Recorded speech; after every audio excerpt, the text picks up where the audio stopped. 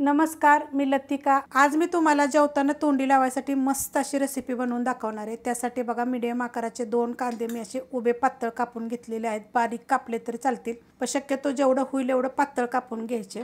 आता ह्याच्यामध्ये बघा एक तोतापुरी कैरी घेतलेली आहे आणि ती खिसून घेतलेली आहे। म्हणजे कैरी कोणती पण घ्या, पण फक्त जरा कमी आंबट असेल। जर तुम्हाला आंबट आवडत असेल तर आंबट जरी घेतली तरी चालेल।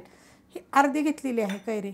ह्या टाकणारे छोटा अर्धा चमचा मिरची पावडर, तिखटवाली पण आहे आणि कलरवाली पण आहे। थोडंसं टाकायचे आपल्याला हळद, धने बघा असे दरदरे कुटून घेतलेले आहेत, अर्धा चमचा, छोटा अर्धा चमचा।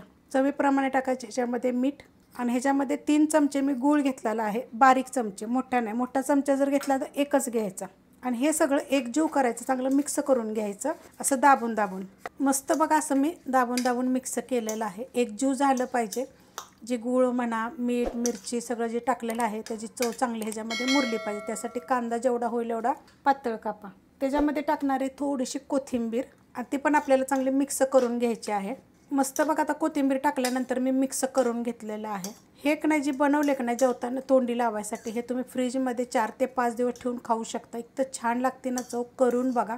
फक्त कैरी कशी तुमच्या हिशोबाने, म्हणजे आंबट पाहिजे, कमी आंबट पाहिजे त्याप्रमाणे तुम्ही टाकू शकता, पण मस्त लागते। एकदा जरूर करून बघा। रेसिपी आवडली तर लाईक करा, सबस्क्राईब करा, कमेंट करा आणि शेअर बी करा।